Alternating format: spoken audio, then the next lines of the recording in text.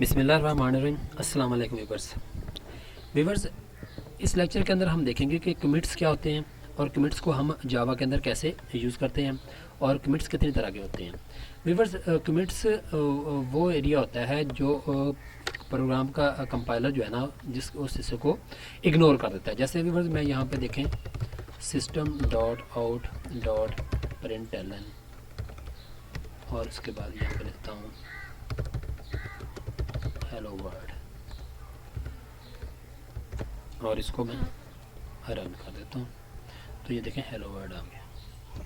इसको मैं कॉपी करके व्यूवर्स देता हूँ।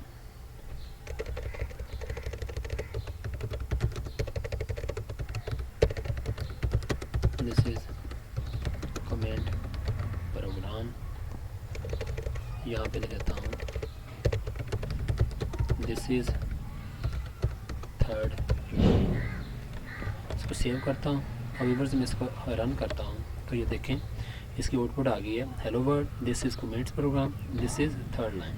अब व्यूवर्स मैं अगर पहली लाइन को डिस्प्ले नहीं कराना चाहता, इसका रिजल्ट जो है ना मैं डिस्प्ले नहीं कराना चाहता, तो मैं इसको कमेंट्स कर देता हूँ। तो ये व्यूवर्स मेरा सिंगल लाइन कमेंट्स होता है, यानी कि डबल बैक स्लैश को अगर हम यूज़ करेंगे, फॉरवर्ड स्लैश को यूज़ करेंगे तो ये आपकी बन जाएगी सिंगल लाइन कमेंट्स बन जाएगा। तो देखें दो लाइनें शो हो रही हैं लेकिन पहली लाइन को वो शो नहीं कर रहा। अगर आप व्यूवर्स इसको मल्टी लाइन कमेंट्स लिखना चाहते हैं तो मल्टी लाइन कमेंट्स का ये तरीकाकार होता है स्लैश, उसके बाद स्टार। जितना एरिया आपने कवर करना है तो उसके बाद आप स्टार और स्लैश लगा देंगे, तो वो ये वाला जो एरिया है ना, ये आपका जो है ना वो समझने के कमेंट्स के तौर पर यूज़ होगा। यानी कि ये दोनों लाइन जो है ना आपकी कमेंट्स के तौर पर यूज़ हो जाएंगी और इसको वो शो नहीं करेगा।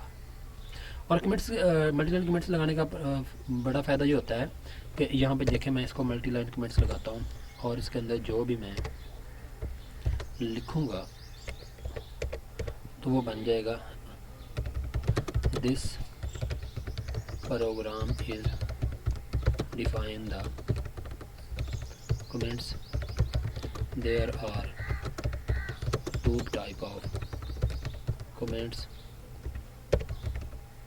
single line comments and multi line comments। तो ये मेरा व्यूवर्स देखें मल्टी लाइन कमेंट्स बन जाएगा, यानी कि फॉरवर्ड स्लैश स्टार, उसके बाद स्टार और फॉरवर्ड स्लैश के अंदर जितना भी एरिया हमारा होगा वो मल्टी लाइन कमेंट्स का होगा।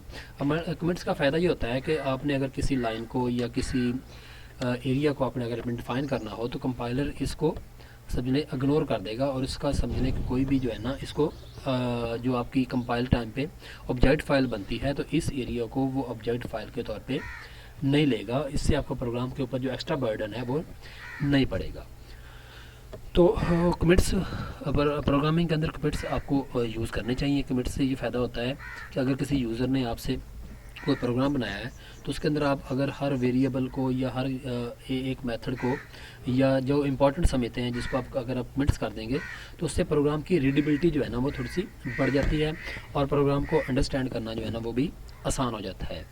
तो अच्छी प्रोग्रामिंग टेक्निक्स यही होती है कि आप हर इंपॉर्टेंट चीज़ को या किसी भी मुश्किल फंक्शन को अगर आपने कोई लगाया हुआ है जो जिससे आपको खर्चा है कि वो यूज़र को समझ नहीं आएगा तो आप इसको कमिट्स कर सकते हैं।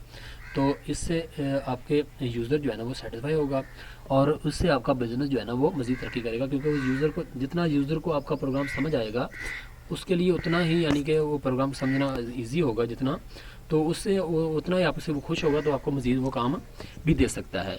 तो मेरी सजेशन यही है कि आप कमिट्स ज़रूर यूज़ किया करें, सिंगल लाइन कमिट्स यूज़ करें, बेशक मल्टी लाइन कमिट्स यूज़ करें, जहाँ पे जिस कमिट की ज़रूरत हो उसको लाजमी यूज़ किया करें। तो मेरे वीडियो देखने का शुक्रिया, मेरे चैनल को सब्सक्राइब करना ना भूलें। तो नेक्स्ट लेक्चर तक इजाज़त चाहते हैं। ओके बाय, अल्लाह।